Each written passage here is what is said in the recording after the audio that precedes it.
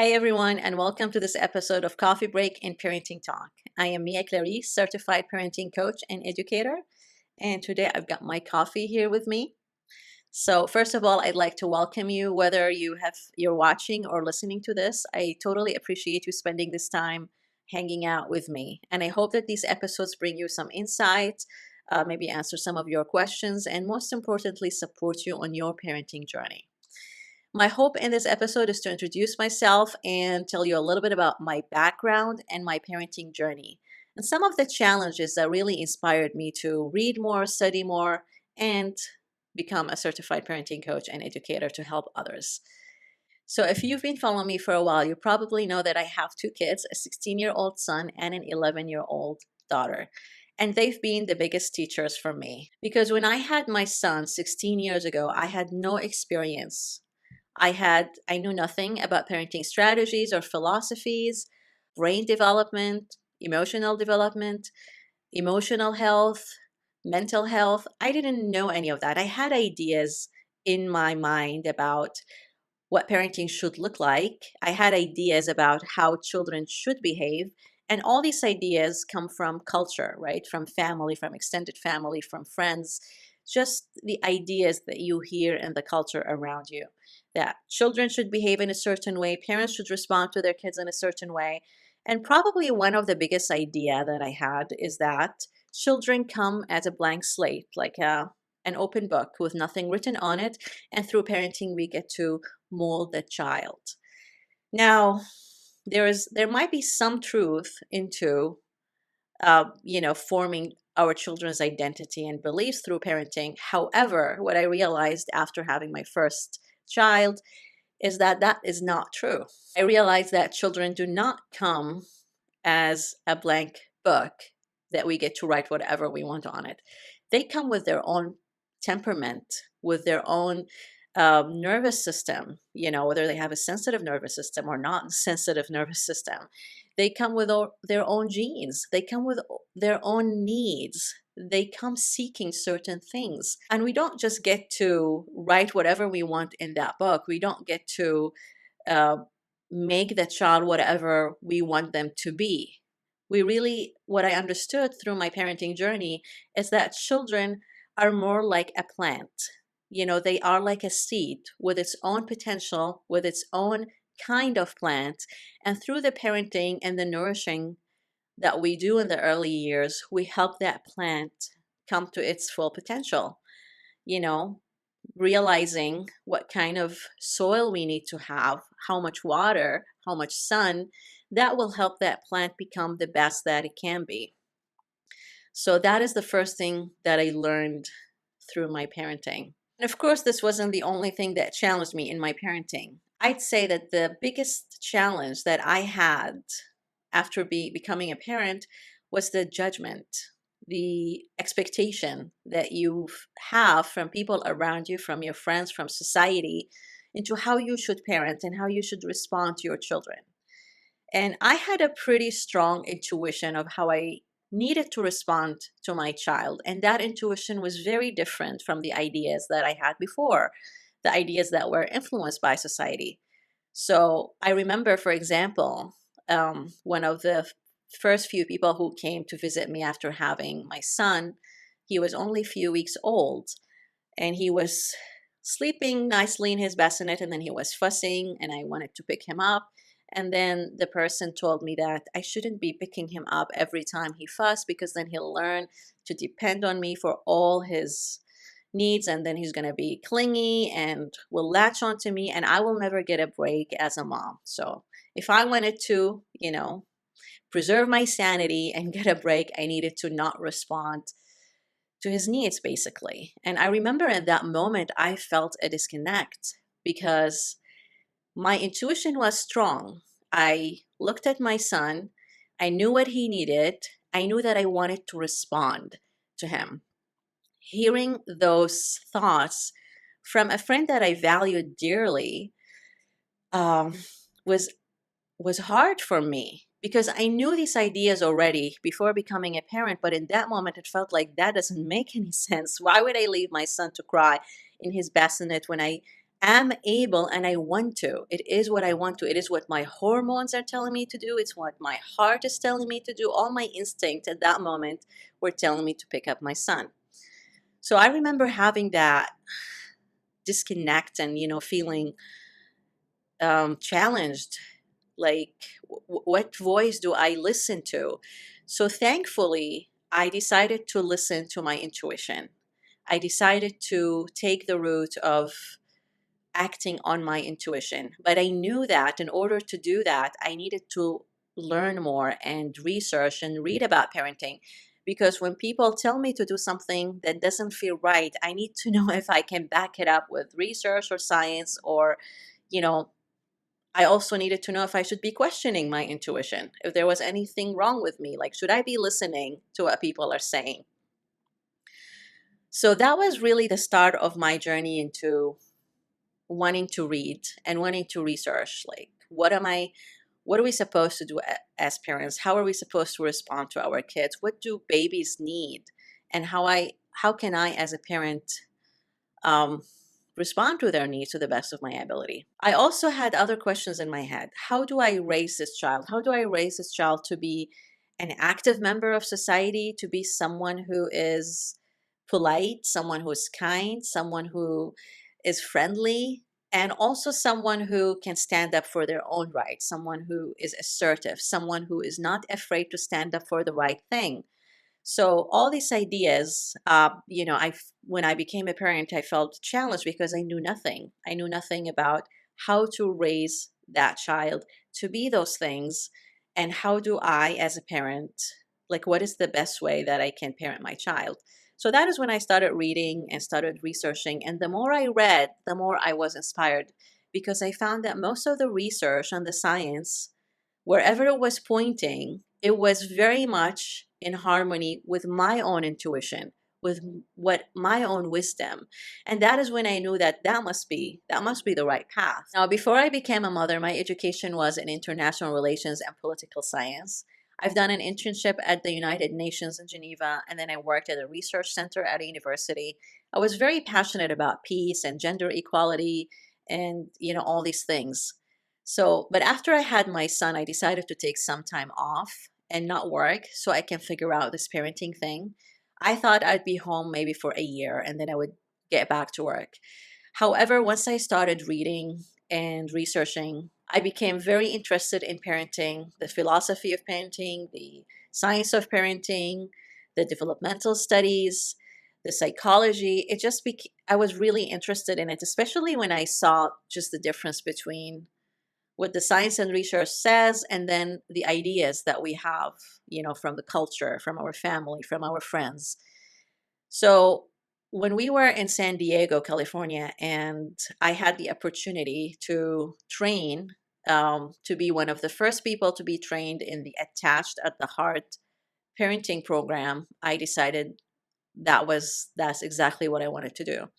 So the Attached at the Heart parenting program is based on the book Attached at the Heart by Barbara Nicholson and Lisa Parker. And that was one of the books that really helped me in the early years of my parenting, because it focuses on the science, it focuses on the attachment theory, not so much the attachment parenting practices, but the attachment theory. What is the science behind the practices that they were promoting? And they had like 8 principles for parenting in the first 3 years of life. So I had the original book, this one. They later had a revised book, but I love the original book because there's so much more information in it. And one of the quotes in this book from Dr. Gordon Neufeld and Dr. Gabor Mate, which also they've inspired me in my parenting journey. I'm going to read this quote. It says, "When we spoil something, we deny the conditions it requires. The real spoiling of children is not in the indulging of demands or the giving of gifts, but in the ignoring of their genuine needs." So, reading this quote really resonated with me on so many different levels. And it clarified for me, because I always find that in culture, there's so much worry about spoiling kids that if we respond to their needs, like that friend who told me when my son was a baby that I shouldn't pick him up, we think that when we respond to their needs, it's going to spoil them. And they're going to be more dependent on us, or, they're going to be brats or whatever. But that is not what spoils children. What I learned is that we spoil children when we don't respond to their needs. We spoil children when we give them maybe what they want, but do not give them what they really need. Because when we give them what they need, it's kind of like nurturing that plant. You don't say that giving the plant the amount of water that requires is going to spoil it. No. When you know exactly what plant you're raising and you respond to the needs of the plant, you give it exactly what it needs, you won't spoil it. You will help it to grow to its potential. And so it's the same thing with kids. When we understand what their needs are, we help them become the best that they can be. It's when we deny them when we deny them what they need. And, we spoil them by giving them stuff, what we think that is what they want, but it's not really what they need. So that idea was really big for me. And this is where I wanted to understand more about children and what is it that they need, what are their essential needs, and how we can fulfill them, how we can help them, you know, providing those needs to help them grow to the best that they can be. At the same time, educate them and nurture them.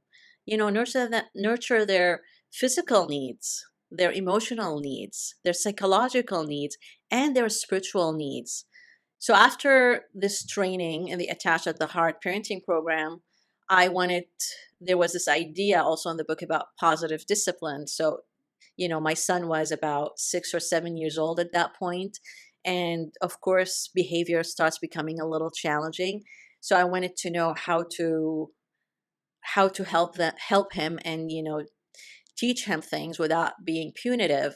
So that is when I trained in the positive discipline program. And I taught that for a while. However, I later felt that wasn't the best program for me.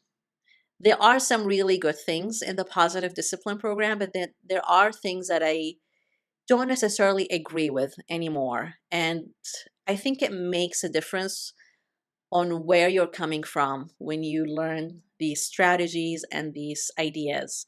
So I think it's very important to have a good foundation in the science and the research and the developmental studies. What do children really need, and how we can respond to their behavior without creating disconnection. But just doing those strategies on its own, I did not find that very helpful for me or even the parents that I worked with at that time. But eventually, I wanted to get more training, and that is where I got the parent coaching certification program with the Jai Institute. And that I felt was very much in line with my own intuition. And I have to say that going through that program as a client myself was the most transformative experience I've ever had as a parent, because it really connected me with my own self, my own beliefs, and the triggers. Where were those triggers coming from? Where were my parenting triggers coming from? Because even though I've learned so much about the science and the research in parenting and how to respond to children, there were still things that were triggering me as a parent, which resulted me in responding to my child in a way that wasn't very good, or like didn't feel good for me later. So going through that program helped me kind of connect to my past and my beliefs and maybe the ideas that I've had unconsciously but didn't know that they were there. When we become parents, it's not just us and our thoughts. We always carry our own unconscious beliefs and thoughts with us. And in parenting is so hard and so challenging that it's very easy to get triggered. And it's almost kind of like looking in the mirror sometimes when we're parenting our children.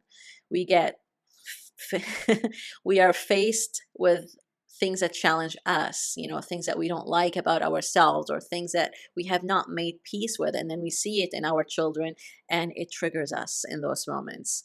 So, and this is something else that I've learned from the work of Dr. Dan Siegel is reflecting on our own past and resolving whatever issues we've had is really critical for being able to respond to our children, um, for what is happening with them in that moment and not to what happened to us in the past, not responding to our beliefs or our ideas or things that are just hanging on. So I remember in 2017, I attended an immersive weekend with Dr. Dan Siegel in Santa Monica. That was one of the most incredible weekends that I have had because I think it was the first time in my life where I got a taste of what being in the present really is. If you're familiar with Dr. Dan Siegel's work, he's written so many books, um, parenting books like the Parenting from the Inside Out, The Whole Child Brain, No Drama Discipline, um, The Power of Showing Up, and Brainstorm. So he writes a lot about presence. And in that immersive weekend, I've got a taste for it because I've never felt present with someone as much as I felt present with him. And not that I was present, but it was him being so present in every conversation and every interaction. And I thought to myself, like, I can't imagine how our children would feel if we as parents become that present with them in our daily interactions. So, of course, we can't be 100% present, but what if we can be sometimes present with them? It is an experience that really, like he says, it changes the wiring of our brain because where attention goes, neurofiring grows. So it really changes the wiring of our brain, and our experience in that moment. But I have to say that even despite all of these studies and, all the trainings that I've done, I've also learned a lot from Dr. Gordon Neufeld. I love his courses and his perspective on parenting. So, but even though I've done all this stuff, parenting has not necessarily been easy. There's always been challenges, and there are always moments that were more challenging than others, especially when there is stress and when there is outside influence, whether it's culture or moving into a different country. As a family, we're expats, and my kids are growing up as third culture. So there are always challenges, and there are times where maybe I haven't responded in the best way to my children. But the good thing is that there's always repair. And this is something that I've relied on heavily in the past few years, especially with my daughter. The thing is, knowing the science and research and knowing what is best and how we can respond to our children's need, understanding their needs, and then also understanding our triggers and our beliefs and all the things that as parents we're flooded with. When we understand all these things and we try to provide the best we can, we do see the results in our children. Having parented for 16 years, I definitely see the positive results or the positive relationship that I have right now with my kids, that I don't think I would have that relationship if it wasn't for these practices and for the way that I chose to respond to them, to their needs, to their behavior, to the challenging moments, and how I worked on the repair when I didn't respond in a way that was healthy for them. So I hope that that gives you, hope with your parenting. Like wherever you are in your parenting and whatever has happened, there's always opportunity for repair and there's always opportunity to make new decisions, to respond differently, to do things differently and work on that connection and that relationship because it is the most important thing. Like right now with my teenage son and my almost teenage daughter, it is that relationship, that connection that we have together that help them navigate their outside world. And I don't have to tell them what is right and what is wrong so much as they can find these answers. They look for the guidance, they look for feedback, but they're also able to, you know, think, they're able to make decisions, they're able to use their conscientiousness and their sense of morality, their moral compass in different scenarios. And yes, it's hard, when they're little, we have to guide them and we have to put these boundaries, we have to put these rules. I was a very strict parent. I had a lot of rules and boundaries for video games and also for, eating junk food. But it was never like just because I said so. Because my focus was always in relationship and connection, I had influence. And, maybe sometimes I didn't like my boundaries, but always made sure that the relationship does not get hurt. So that is a bit about my parenting journey and challenges and education. I hope that now you know me a little bit better, and I'll be sharing more stories, more about parenting ideas or challenges or insights that I've learned along the journey of my experience as a parent and helping other parents. And one idea that I wanted to leave you with today is to remember to listen to your intuition and wisdom in your parenting. Do read up on the research and science if you have time. That's great. And that would help you understand your own intuition, because sometimes when we practice things in our parenting that create disconnection, we also become disconnected from our own intuition. So, remember when you get advice or criticism from people around you or from the culture, and ask yourself, does this create more connection with my child or does it create more disconnection? Do I have to disconnect from my own feelings in order to do this? Do I have to numb my feeling? Sometimes, parents would tell me that when they had to do X, Y, and Z with their child, they had to go do something else in order to numb their feelings so they do not feel how much that hurts or how much that is against their own intuition. So just ask yourself these questions and start connecting to your own values and to your own wisdom, because you, as a parent, you are the answer that your child needs. You are the answer for their needs. Who you are, not in what you say, not in the thoughts or in the things they do, but in who you are to that child. You are the answer to that child's needs. So I hope that this inspires you and gives you some confidence. And I can't wait to hang out here with you on another episode of Coffee Break and Parenting Talk. And until then, have a great day.